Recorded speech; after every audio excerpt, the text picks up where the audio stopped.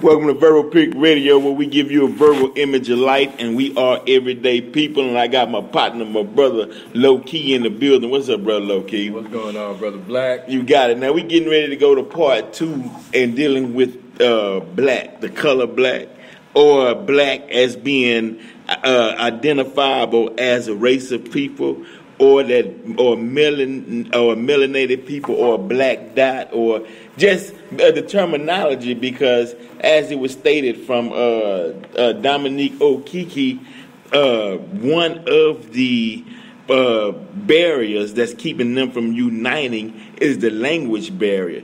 He's saying in Africa you can have 100 different languages. In one tribe you can have 3 different languages, and it's keeping them separate.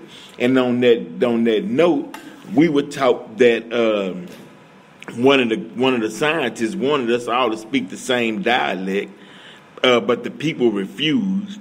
So he drilled a hole within the earth, loaded it with dynamite, blew up that portion of the earth which we call moon.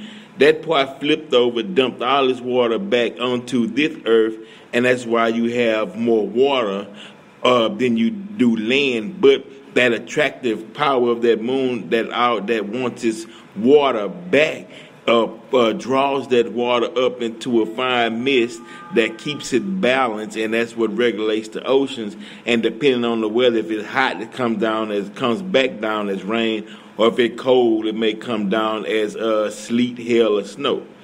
So we got into that. We've been through that before of the dialect, and even in the Bible where it talks about the Tower of Babel, they want to reach the heavens, so the God spread them throughout the land and confuse the dialect where people speak in different dialects. So the importance of the color black is we have to get that under wraps first, because that's identifying. And Honorable Elijah Muhammad said a good name is better than gold.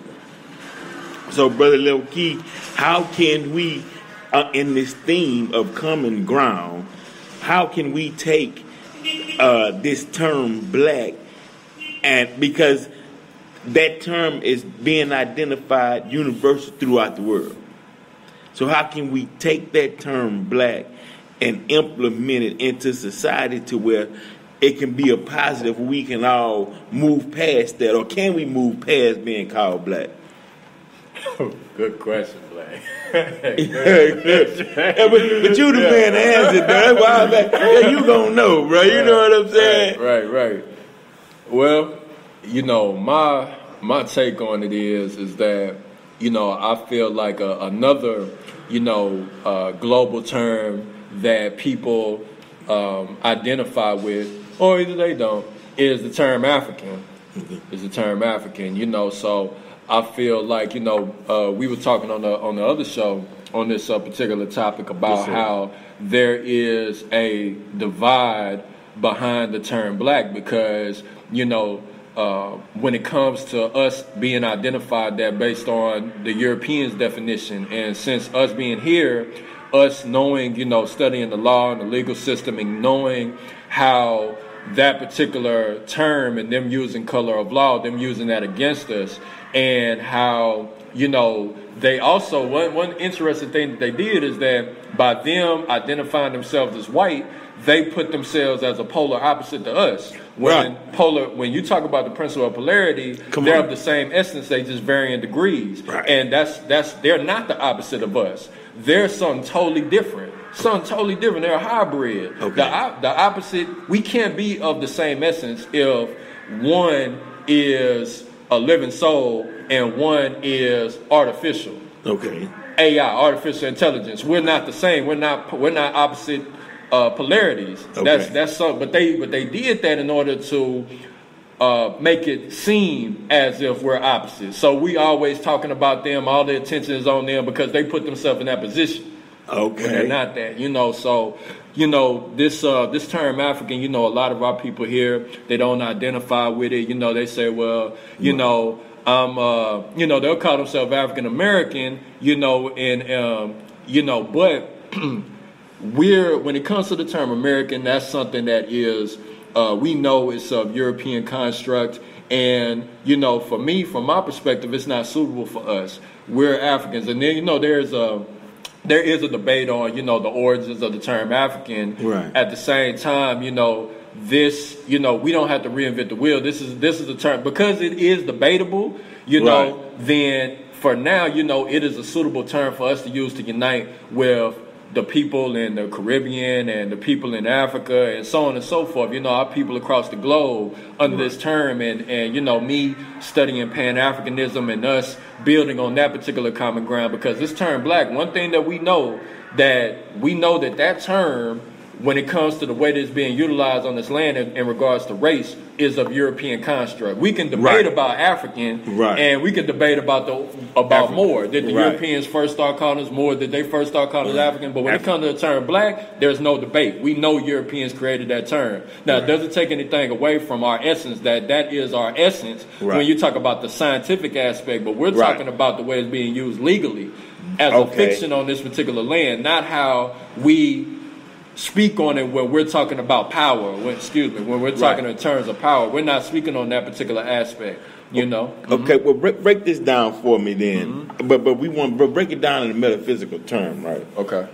Obama stated that he would consider it a personal insult if Black people didn't vote for Clinton.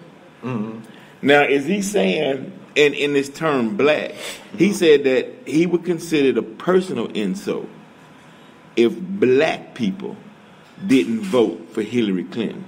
Now, is he saying Black people, are you saying just Black Americans, what they call Americans, or are you saying the Black Native Americans, or are you saying the Black Filipinos, Black Caribbeans?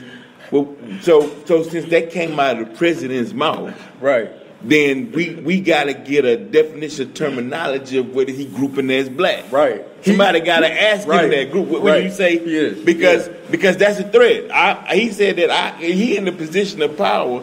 He said that it would be a personal. He would see that as a personal insult. Meaning there's got to be some actions behind if you ain't vote for Hillary if you Black from his point of view. Exactly. So when he's saying that, we know that he's talking about quote unquote African Americans, and this goes back to something that we've spoken on in regards to the fact that he knows that we're indigenous to this particular land because his daddy from Africa. Now, he wouldn't have came out and said that I would take it as a personal insult if the quote unquote American Indians or Native Americans don't vote for Hillary Clinton. He wouldn't dare say that. Because when you think about them, you think about a people that was persecuted by the Europeans who own the business that we call the United States Corporation. He wouldn't dare come out and say that. But about Black people, because these have been classified as a people that only solely came from Africa. They wasn't already here on this land. They're not indigenous. They're not connected to any particular identifiable nation. That these people are just lucky to be over here because they came from a jungle life. Now, they done civilized us. They done got us into their religion, Catholicism, Christianity, same thing. And that we should, it would be an insult because, this particular these Europeans that he's speaking on, that they've done so much for us, being as we don't have an identifiable land, we don't have a nationality, we came from a jungle life, we came over here on boats, and now we got it good, based on the way that he's framing his statement. Right. I'm getting to where the interpretation. We who have knowledge and understanding, we understand that dealing with this concept of Black, we understand now that Black, and as you say, African, because his father was from Africa. They call him the first Black president. And so we're saying, okay, you're right. You have the knowledge of, and you in the office. So we want you to throw it. You got over 90% of the Black vote. So throw Black people a bone. We'll take, if you pardon Mumia Bujamal, but we'll take the fact that give us that intricate knowledge that you privy to on how it all went down.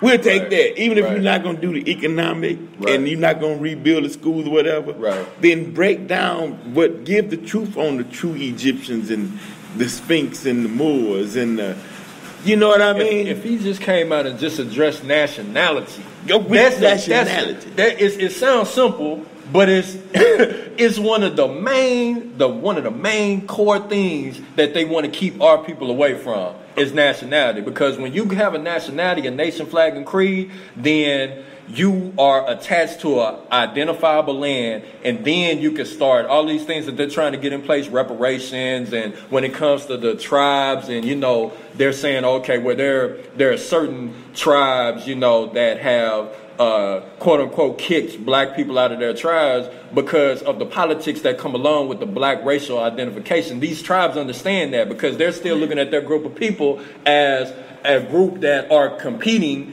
with other groups because of us being in this extreme competition concept of race. Right. So what then that means that if the European, if we were the holders of the gold, we were sovereign, we were the holders of the gold. European came, took the gold. Now he in possession of the gold. But then he goes and sleeps with a sister, a native, indigenous, have a child, then wouldn't that child be heir back to his own gold? Right. That's a fact. So they can claim that gold then. Right. They do the blood That's a fact. by airship. That's a fact. But what we doing? Why we screaming reparations and all that when the hell you see all these go claim without nationality you have no claim to anything. Okay, there you go. Without knowing your family bloodline and not doing the research, and us being in the information age, we can't make the excuse. We can get this information, but we got to put the time and make that sacrifice. And a lot of people don't look at it as something that's important. They're looking at, what they do, whether it be a 9 to 5. And, we understand that, we do these particular things for resources and things of that nature, but we need to also take out the time to do these other things for us to be able to progress beyond so we won't continue generation after generation being the hamster in the wheel and repeating the same cycle of something that hasn't been working for a long time now. For over 100 years. Like as Dr. Claude Anderson stated, that in 100 years we haven't moved one iota in the direction of progress. That's right. So let me ask you this then. So can we have the right to know our history and ancestors and where we come from and our position in society without seeming as if we personally trying to attack white people? Because when you start digging, getting that research, somebody gets upset. But Right. you have a universal right to know who you are. Right. But a lot of people, they let the fear get in the way because they're like, well, if I go after this, man, they might come after me. But why should they come after you when by nature you have that right to know your lineage and who you in the whole perspective of the scope of who you are as a being and your ancestors throughout time? The interesting thing about it is that really they are the ultimate distraction. We talk about it, just because we're having this discussion in general, but when we talk amongst each other, we have a certain level of understanding when it comes to that concept. Mm-hmm. They really are the ultimate distraction. It's really about us and what we're going to do, getting into knowledge of self, studying these particular things, studying metaphysics, studying our indigenous cultures, nationality, learning about all these different color frequencies and what they mean, what black means, what purple means, red, orange, yellow, green, the heart chakra, the throat chakra, these getting into the sciences and applying them, seeing where they work. It ain't just things that we learning just so we can sound like we know something. It ain't about that. It's for us to be able to apply this for the understanding. Okay, well, last question before we go. Does science trumps man's thoughts or man's perception? Meaning, if black is part of science and it was before man, then wouldn't black trump what man may perceive, and even if it comes from the European man? Indeed. When we're talking in terms of politics, you know, we're gonna go with what works. As scientists, the experiment is about going with what works. Okay. If we've been dealing with something that hasn't been working for us for a very long time, then we need to actually apply. We need to go with something different. We need to try a different experiment, you know. And we know that this is something that was placed on us, and you know, so we need to start looking towards the things that were hidden and the things that because of another business, these particular people in their business, the U.S. corporation, have been purposely keeping us away from for a reason. But they're gonna constantly give you what we talk about. They're gonna give you and say, yeah, identify yourself as such, and put you on the opposite polarity with them when we're not opposites. That's right. Science. That's right, bro. Hey, we gonna keep it rolling, man. Verbal Pick Radio. Till next time, we keep giving you information, bro. Appreciate it, brother. Low key. All right, brother Black. Brother Low key to God, man. Amen.